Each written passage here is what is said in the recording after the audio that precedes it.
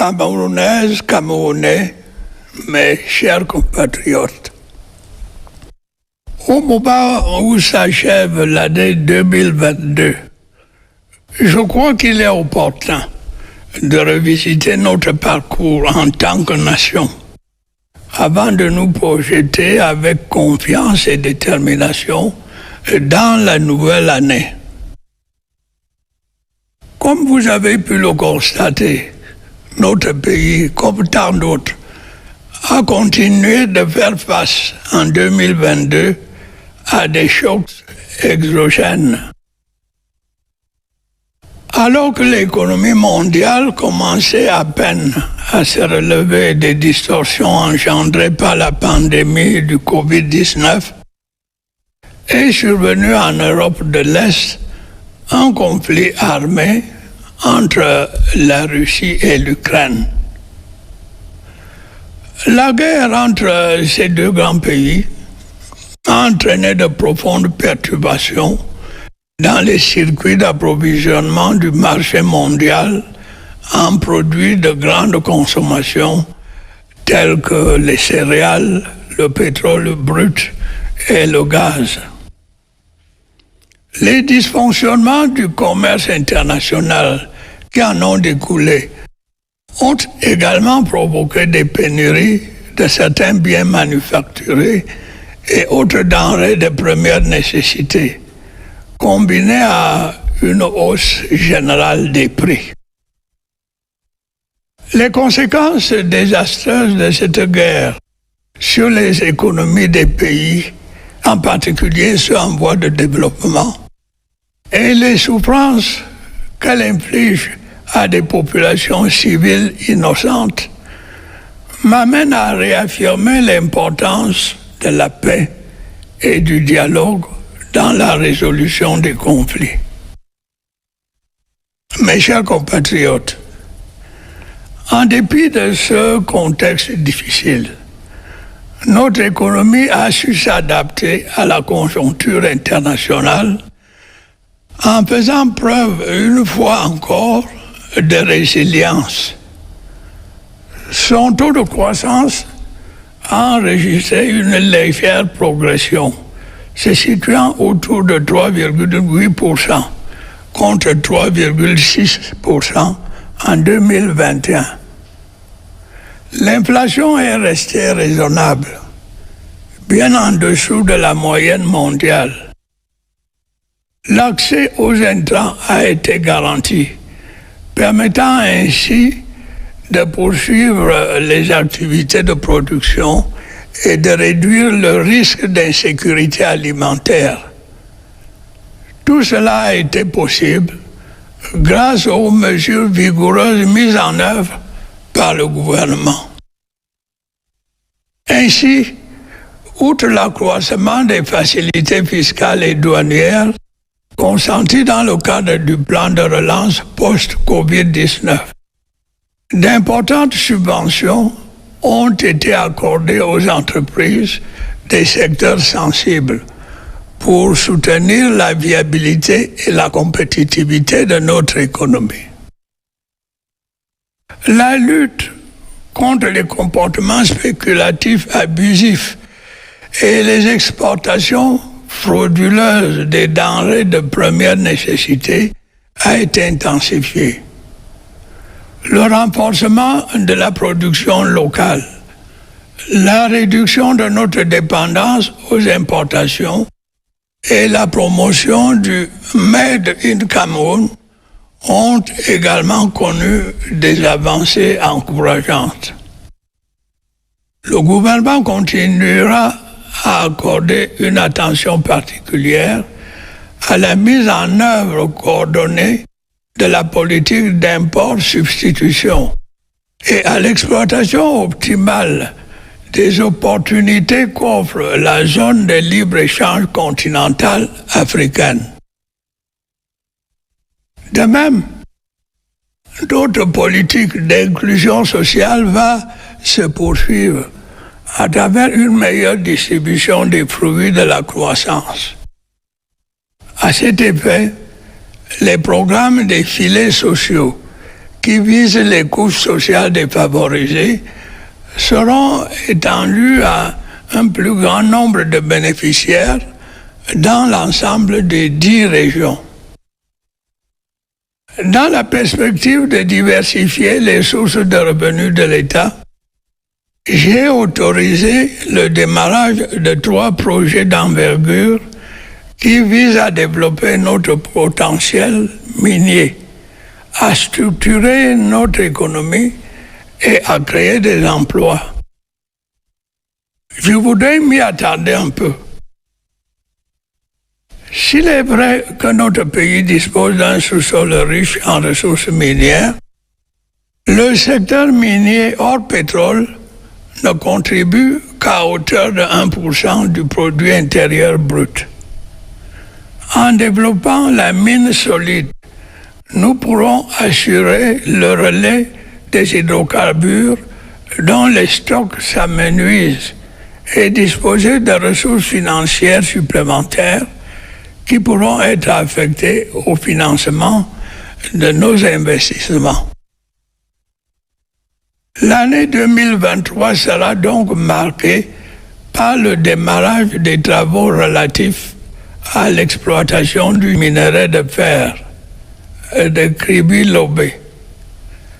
Ce projet prévoit notamment la construction d'une usine d'enrichissement du fer, d'un pipeline d'environ 20 km et d'une centrale de production d'énergie de 60 MW. Nous engagerons également l'exploitation du gisement de fer de Malam-Nabeba. Les retombées attendues sont immenses, dans la mesure où notre pays bénéficiera, entre autres, d'une ligne de chemin de fer de 540 km entre Nabeba au Congo et le port de Kribi, où sera édifié un terminal minéralier. Le troisième projet a trait à l'exploitation du fer de Bipindi, Grand Zambie, avec à la clé le développement d'un complexe sidérurgique pour la transformation locale du fer. La construction d'un pipeline et de plusieurs infrastructures de base au bénéfice des populations. Une étape décisive a déjà été franchie dans la réalisation de ces différents projets avec la signature des conventions minières y afférentes et l'octroi de permis d'exploitation aux entreprises adjudicataires. Mes chers compatriotes, notre pays a connu au cours de l'année qui s'achève des perturbations considérables dans la fourniture en ressources énergétiques et en eau potable. Pour garantir l'approvisionnement régulier du marché domestique en produits pétroliers et en gaz domestique, il a fallu augmenter le volume des subventions publiques au prix d'importants efforts budgétaires. C'est ainsi qu'au cours de l'année 2022, près de 700 milliards de francs CFA ont été dépensés par le Trésor public au titre des subventions pour les carburants et 75 milliards de francs CFA pour le gaz domestique. Au regard de l'intensité des chocs exogènes et de leur impact sur notre économie, j'ai instruit le gouvernement d'étudier toutes les options permettant de stabiliser les prix à leur niveau actuel et de préserver le pouvoir d'achat des consommateurs. Cependant, il est de plus en plus évident que notre pays, comme bien d'autres en Afrique et ailleurs, ne pourra pas indéfinitivement échapper à un réajustement des prix des produits pétroliers si nous voulons préserver nos équilibres budgétaires et poursuivre sereinement la mise en œuvre de notre politique de développement.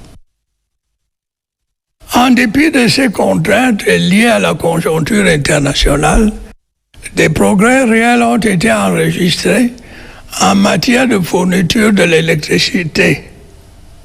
C'est le cas du raccordement de la région de l'Est au réseau interconnecté Sud et de la mise en service de la ligne d'évacuation d'énergie de Nyabizan à Yaoundé, permettant désormais d'injecter la totalité de la production du barrage de Mebele dans le réseau électrique. La situation dans ce secteur essentiel connaîtra une amélioration considérable en 2023 avec la mise en service de la première phase du barrage hydroélectrique de Nachtigal et le démarrage des travaux de raccordement du réseau interconnecté Sud au réseau interconnecté Nord. Nos efforts visant à renforcer la qualité et la quantité de l'offre énergétique vont s'intensifier à la faveur de la construction de nouvelles infrastructures énergétiques et le développement de l'énergie solaire, en particulier dans la partie septentrionale de notre pays. L'accès de nos populations à l'eau potable demeure l'une de mes principales préoccupations. L'achèvement du projet d'alimentation en eau potable de la ville de Yaoundé et de ses environs à partir du fleuve Sanaga viendra résoudre de façon durable le déficit d'approvisionnement en eau dans cette cité.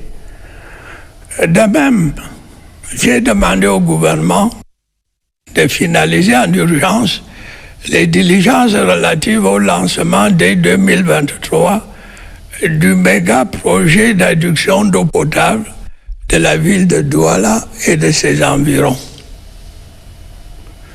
Au-delà de nos grandes métropoles, des ouvrages de production ont été réalisés dans certaines villes secondaires, notamment Bamenda, Pertua, Gaoundéré et Ebolva.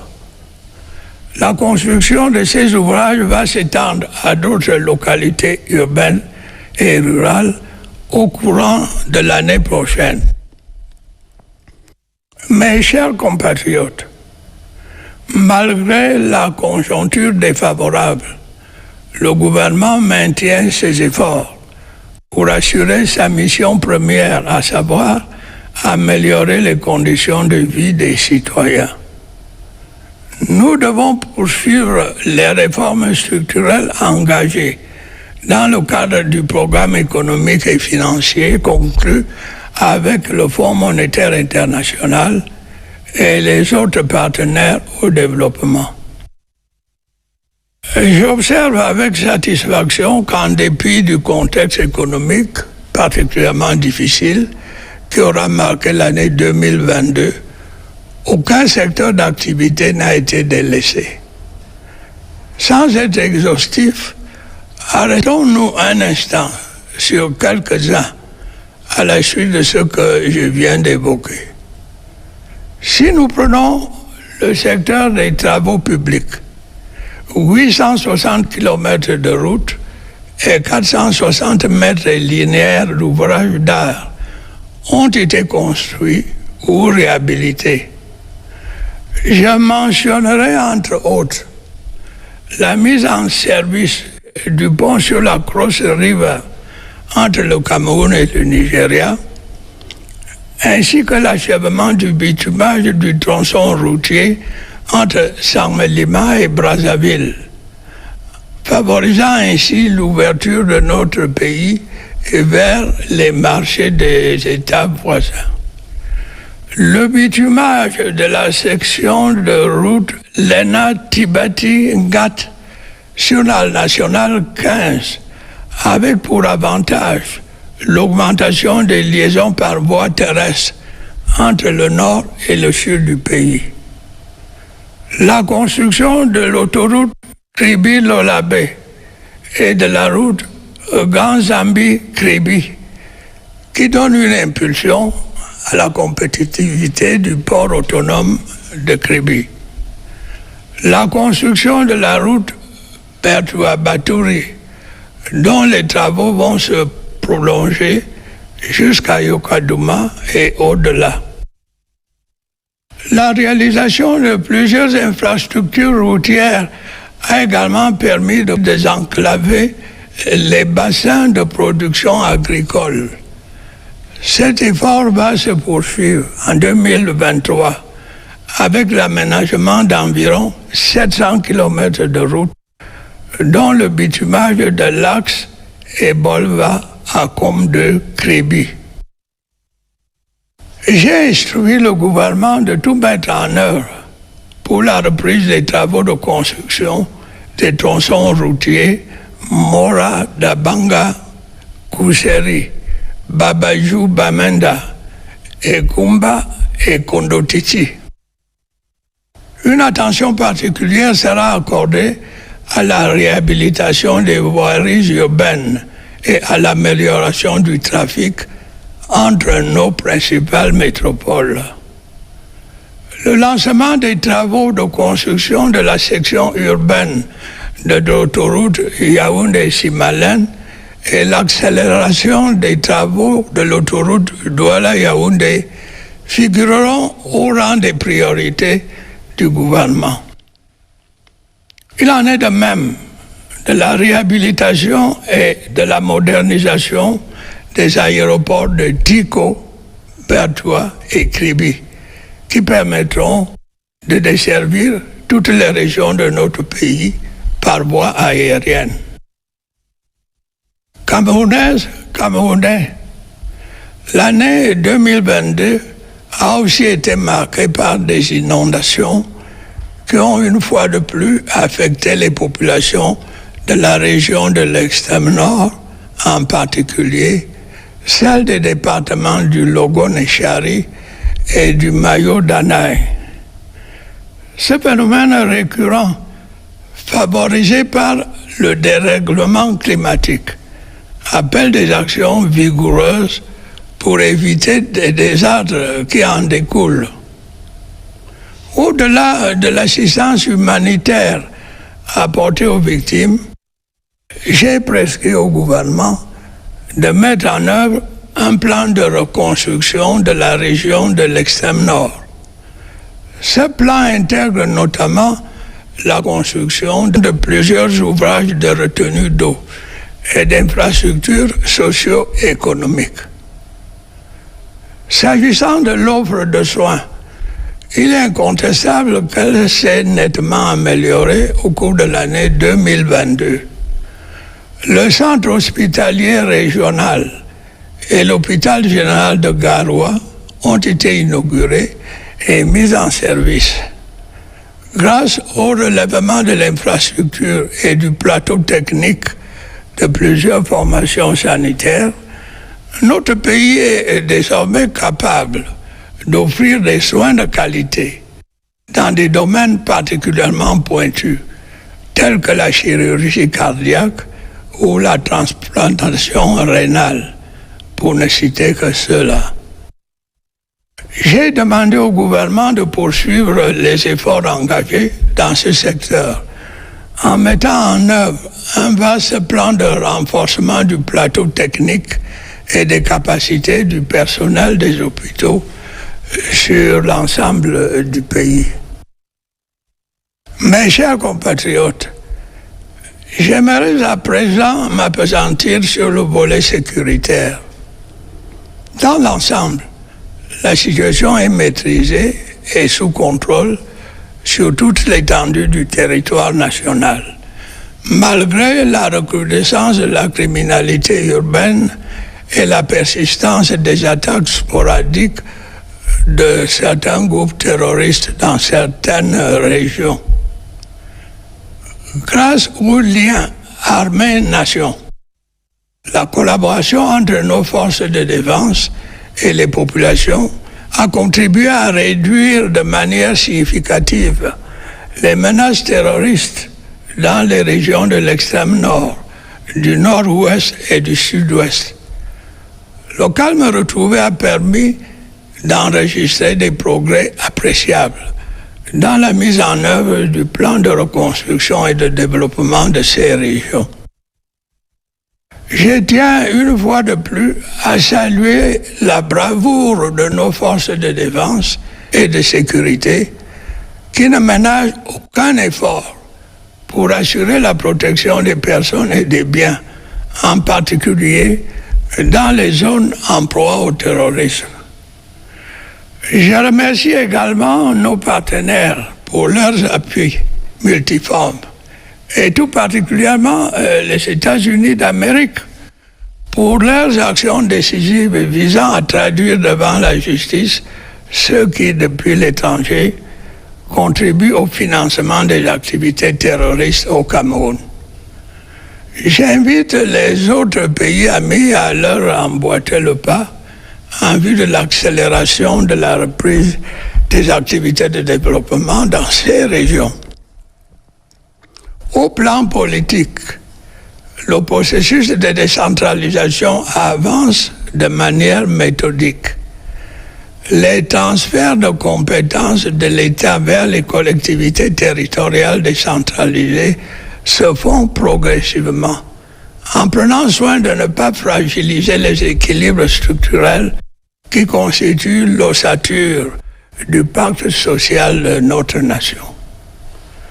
Pour ma part, je reste persuadé que les régions, les communautés urbaines et les communes peuvent et doivent apporter une contribution déterminante à la relance de notre économie, à la résolution de l'épineux problème du chômage des jeunes et à la vitalisation de la démocratie locale. Les élections sénatoriales qui se tiendront en 2023 seront l'occasion de consolider l'option de décentralisation que nous avons prise en renouvelant la Chambre haute de notre Parlement qui représente les collectivités territoriales décentralisées.